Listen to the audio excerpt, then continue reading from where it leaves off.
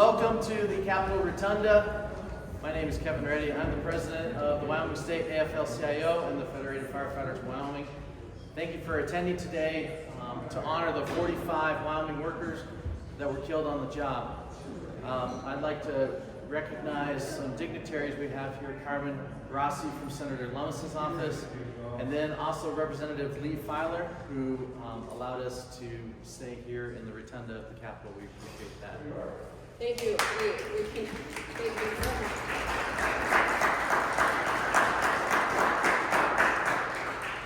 So we're here today to remember our fellow workers, 45 who were killed on the job in 2023. That is the highest rate of worker deaths in the country. Wyoming consistently is in the top 5 states for worker deaths. And we need to remember the sacrifice that these workers gave for their families and what their families are enduring. These are Wyoming fathers, mothers, sons and daughters who all put on their boots, kissed their families goodbye, and they went to their work and they never came home. In my trade, or any trade in public safety, that's part of the job. We understand that if we work long enough, we're going to bury our comrades. And we square this with our families by saying, hey, we're going to risk a lot in an uncontrolled emergency situation to try to save someone else's life. And they understand those risks, and we take them every day. But what doesn't square up with me, and it shouldn't square up with any of you, is when someone goes to work doing their day-to-day duty to make someone else money, and they're killed on the job. Wyoming is the #1 state for business, and we killed most workers out of any state in the country. I think we could be the #1 state of business and the #1 state for workers if we create a collaborative group where workers and management join together and build a culture of safety. So when you're going to your job, you're doing your everyday routine activities that your business is engaged in, you don't have to risk your life or limb and get killed at work. So please remember those 45, the legacy of their families. And with that, I'd like to invite Reverend Delaney Piper for our opening invocation. Thank you.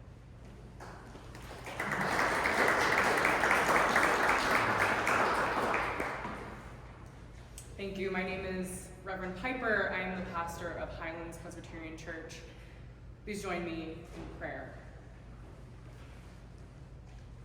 Gracious God, today we cry out for those who are no longer with us. Those 45 people who were killed on the job this past year. Those 45 friends, family members, co-workers, community members who left us too soon. We know that each of their lives was precious to you. And so as we mourn, we remember that you mourn with us. Oh God, we do not understand why deaths like this, that we remember, that we mourn today, occur. More so, we do not understand why everyone, workers, business leaders, and political leaders, don't just join in taking divisive action to prevent future deaths and to protect workers. Help us, even as we do not understand, to remain faithful. Help us honor the memories of those we mourn for today.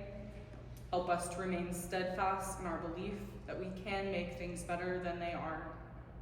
Help us to remain committed to truth and accountability, justice and healing. And above all, help us to remember mercy. Gracious God, as we gather today, I ask that your Spirit be with all of those who gather. Bring comfort to those who mourn. Bring courage and strength to all workers. May you protect them.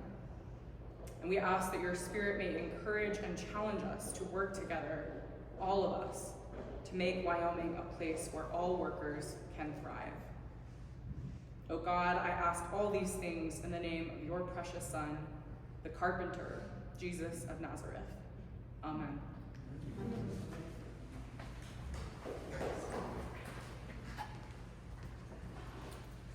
Good evening, everyone.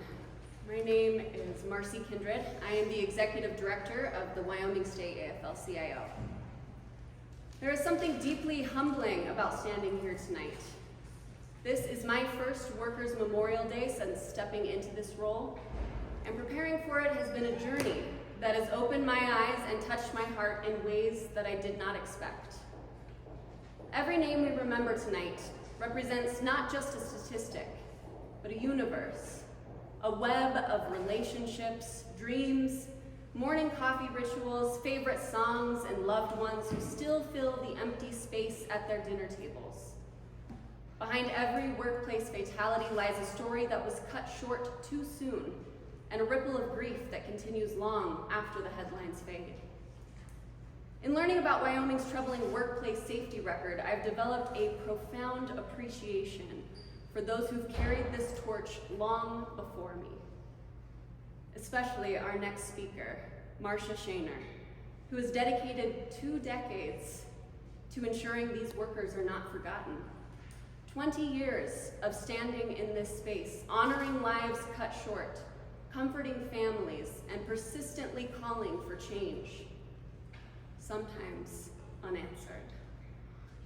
20 years of refusing to let these deaths become just numbers in a report. Marcia understands in a way that comes only from walking this path for so long, that remembrance is an act of both love and resistance. Tonight, we will also hear from Marshall Cummings, whose perspective from the front lines of industry brings crucial insight to our conversation. Marshall is an inspiration, and I hope it doesn't embarrass him to say that when I'm tired, on those late nights when I don't want to do another thing, no more emails, no more difficult conversations with lawmakers. It's him that I think about. He and his brothers and sisters who literally give their sweat, sometimes their blood, are why I get back to it. I will do whatever it takes to make sure these hardworking Wyomingites make it home. They never quit, hardly complain. For them, this is life or death. Getting to know Marshall has changed my perspective, humbled me, and carried me through the tough days. I am honored to be here tonight with both of our speakers. As we gather in this solemn space, I'm reminded that the most powerful memorial we can build isn't made of stone or metal. It's the commitment we make together to prevent these tragedies from continuing, to ensure that remembrance leads to action and action leads to change. Thank you for being here, for bearing witness, and for joining us in both remembering and committing to a safer future for Wyoming workers. Marcia Shaner.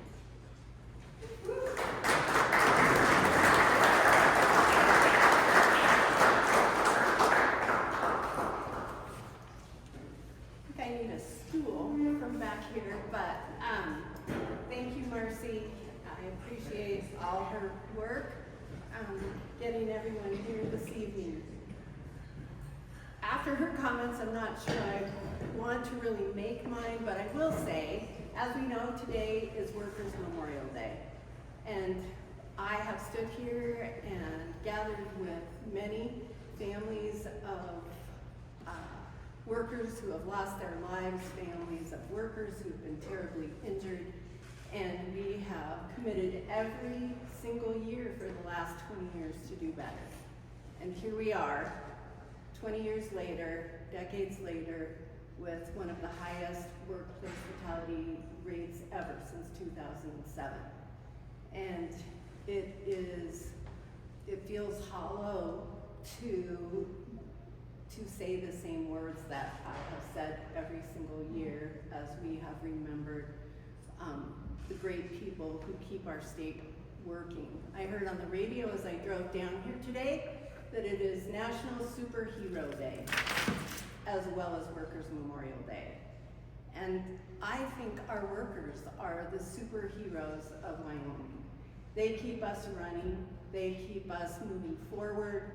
The myriad of occupations and kinds of workers, from state employees, agriculture, oil and gas, coal, the entire mineral industry, construction, I don't know if I said our state employees, our other businesses. They are the superheroes of Wyoming, and they deserve to be treated like superheroes. They deserve to have their safety and the safety of their workplace be a priority for all of us, for those of us who are here today, for our elected officials, for our communities. It shouldn't be one time a year that we all get together and talk about why this is an important issue. It should be every day. Every day we should be talking about it. I just got an email. I think May 23rd is State Worker Safety Day. One day we're going to talk about worker safety for state employees. It should be an everyday conversation. For decades, we've been mourning the loss of lives, and as I mentioned, little has changed. We made some small changes in the early 2010s, 11s, and 12s, and those seem to have fallen by the wayside, which is very sad after we have stood here and promised that we would do some different things, make the conversation different, look at different ways to gather statistics, to analyze those statistics, to dig deeper into transportation fatalities, to understand why Wyoming is so dangerous for our workers. And we should be having those conversations at the workplace, upstairs, the governor's office, and we should have leadership by our elected officials in helping us actually make steps forward that stay in place. Because until we have some consistent move, some consistent changes, some consistent data that we can analyze, that is available, that we can look at trends, understand what is happening here, we're going to be here next year and we're going to be saying the same sorts of things. Our workers and their safety have not been treated as a priority by our state. I feel sometimes that maybe not by me either. What more should I have been doing? We've had a big shift in our legislature. The dynamics have shifted. The roles of key safety agencies and advocacy groups have shifted. And with all those shifts and changes, I think the workers' safety resolutions that we have all promised have fallen down again.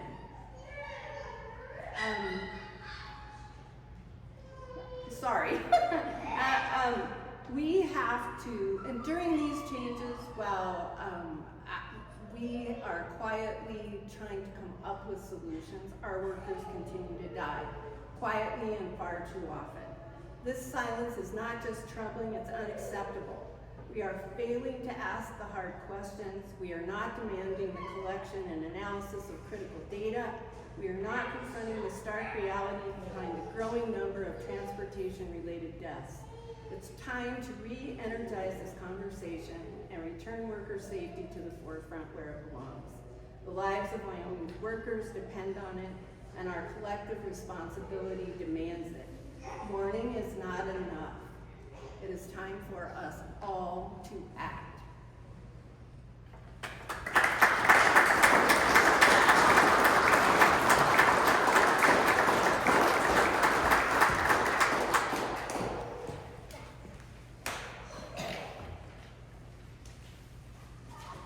I have to apologize, those are my children, but that is why I do it, right? If I don't come home safe to them, there's no point in showing up to work. Good evening, brothers, sisters, and friends. Today I want to talk about a promise made almost 250 years ago, when a group of ordinary citizens, farmers, blacksmiths, merchants, all of them workers, stood up against the most powerful empire in the world. They declared that all people are created equal, that they are endowed by their Creator with certain unalienable rights. And among these are life, liberty, and the pursuit of happiness. They risked everything, their homes, their livelihoods, their very lives, to fight for the idea that no king, no master, no boss, no system should ever strip away their personal dignity. And yet today, here in Wyoming and many states around this nation, that promise is under attack. If you don't believe it, check what they did to OSHA, MSHA, and they're still trying to cut OSHA. Because what is the right to life if you count on coming home to your family every night? What's the right of liberty if you can't speak up on dangerous conditions because you might be fired if you do? What's the right to pursue happiness if you're trapped in a system where you work, your blood, your sweat, your tears, your sacrifice is treated as disposable? When the Declaration of Independence was signed, it was a radical statement of human dignity. And today, we fight for worker safety and union rights. We carry that same spirit forward. We're still fighting for life. We're still fighting for liberty.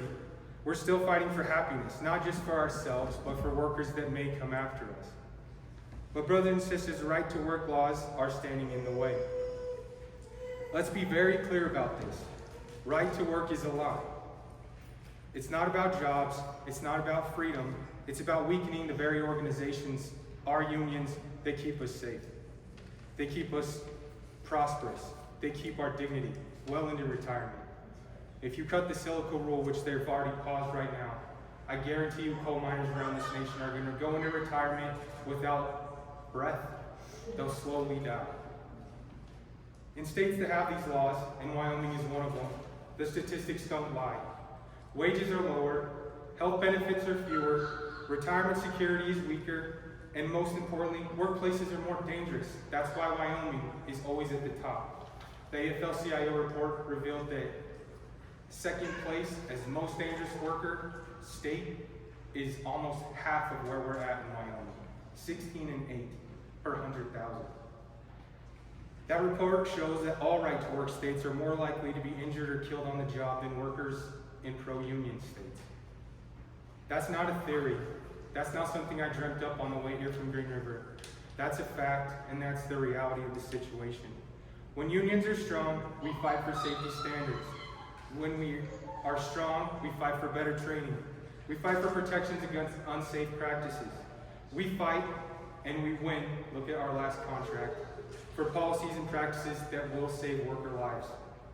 When unions are weakened, workers pay the price, not in money, but in blood. And that, my friends, is not freedom.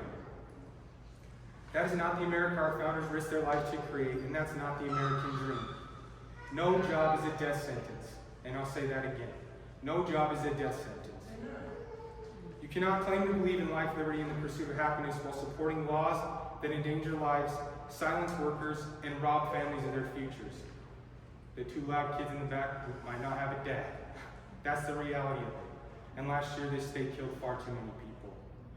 Are we going to be a state that honors its workers, the people who toil in its mines, build its roads, teach our children, and heal our sick? Or are we going to be a state that sells out all of its people for corporate greed? Elon Musk has enough money. Jeff Bezos has enough money. I'm telling you, they'll be okay. They can keep us safe. We shouldn't make those guys the head of OSHA like we just did. Are we going to be a state that stands up for life, liberty, and happiness for everyone, or just the rich few who don't even live in this state?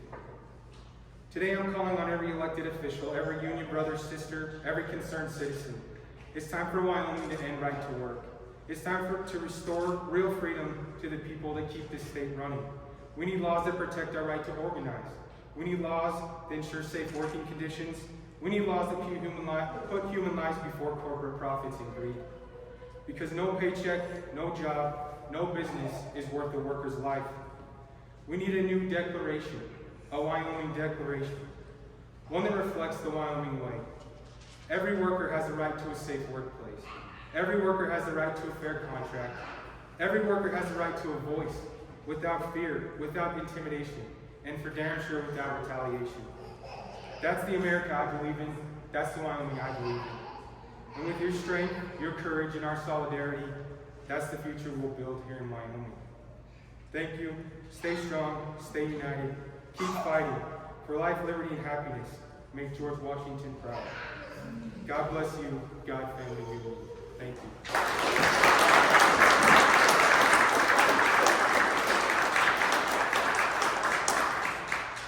Thank you, Marshall.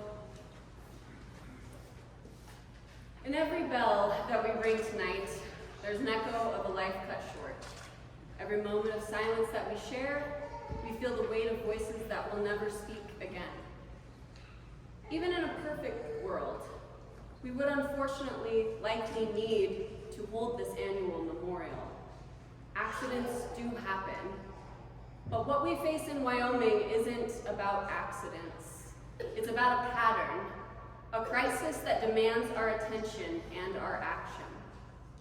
The soil of Wyoming holds too many stories cut short. Our state consistently ranks, as everyone has said, one of the most dangerous places to work in America. While we acknowledge that our economy relies on industries with inherent risks, this alone cannot explain rates nearly double those of comparable states.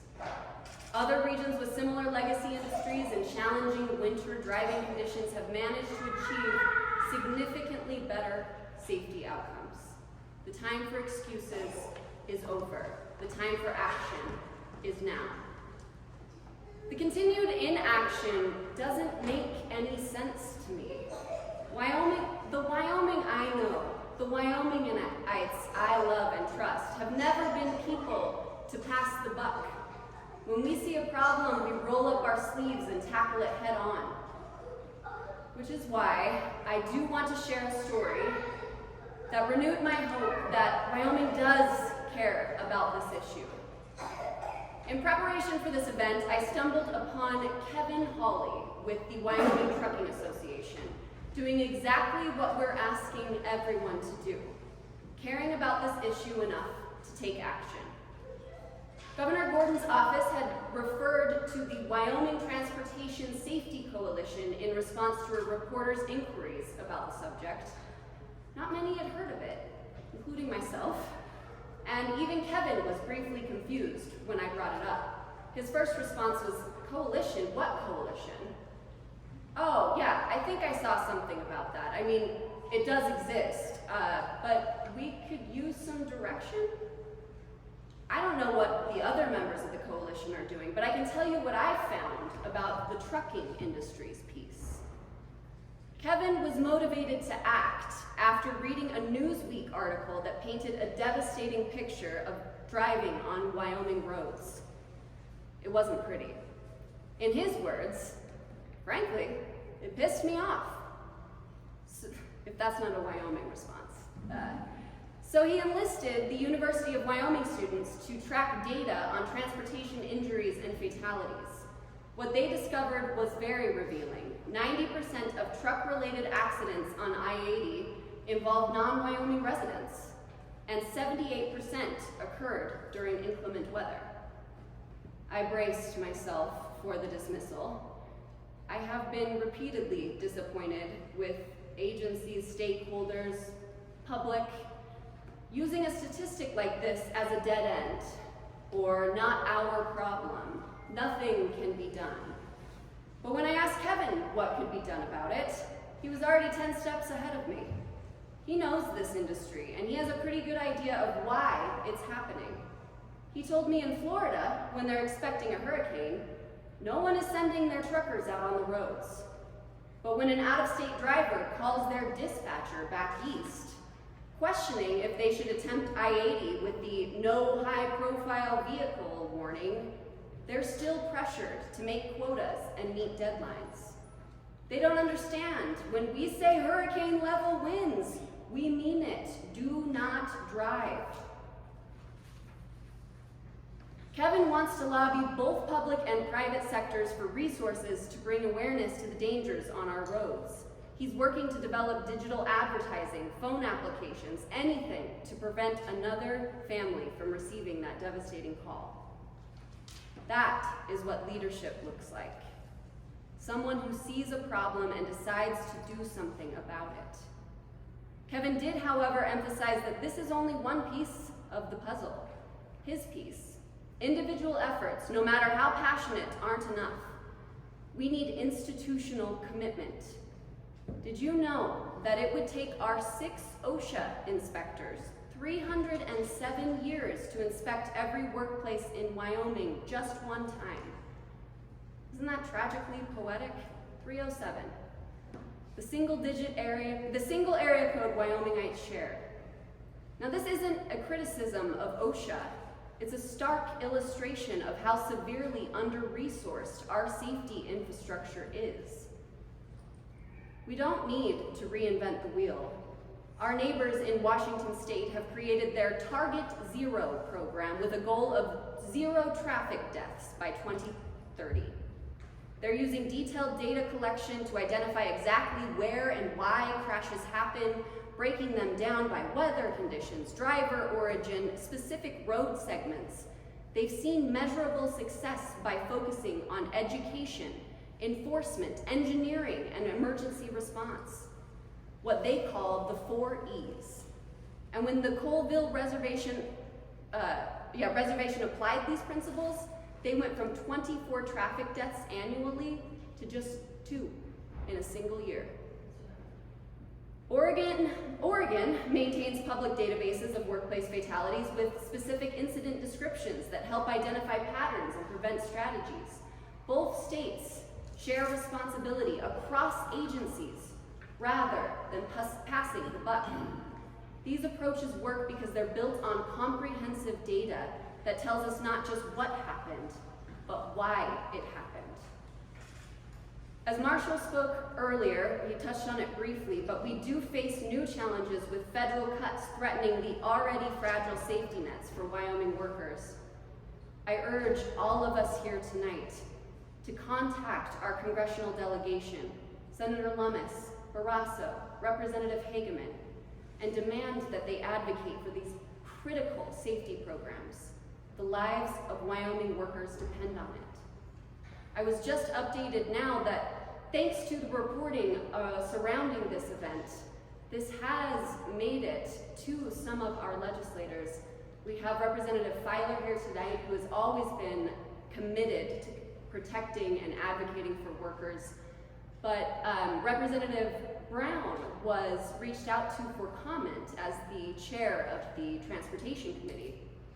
And so another ask that I have for you, this is a brand new update, especially if Representative Brown is your representative, contact him. They are meeting soon. When? Wednesday. Contact them tonight. Go home. Write Representative Brown an email and ask him to bring up workplace safety and fatalities in his discussion and at this committee. This could be the last Workers' Memorial Day where we have nothing concrete to report on. Don't make Marcia come up here one more time saying, here we are again, right where we were last year. Next year, I hope the majority of our time can be spent honoring workers, mourning with their families, offering support, not just highlighting some preventable patterns. And hopefully, there will be fewer workers to memorialize. Every person who goes to work deserves to come home. Every family deserves the peace of knowing their loved ones are protected. Every life lost is one too many. At this time, I'm going to bring Marcia Shaner back to ring our bell, after which we'll observe 45 seconds of silence. In those 45 seconds, less than a minute of our lives, I ask you to feel the weight of what we've lost, the years unlived, the birthdays uncelebrated, the dreams unrealized. Following that moment of silence, we will join together in singing a cappella, Abide With Me, verses 1, 2, and 5. It's on the back of the programs. This hymn speaks to us of finding strength when other comforts fail, of seeking constancy in a world of change and decay, and of finding hope even as darkness deepens around us. A message we all may need right now. I know I do. Reverend Rick Veith, Dean of St. Matthew's Cathedral in Laramie, will then close with a prayer. Thank you for being here tonight. Thank you for remembering, for showing up even though you thought it was going to be in the rain. And thank you in advance for the work we're going to do together to ensure that next year we have fewer bells to ring and more progress to celebrate. Because when it comes to the safety of Wyoming workers, we cannot wait any longer. Not one more bell, not one more life gone.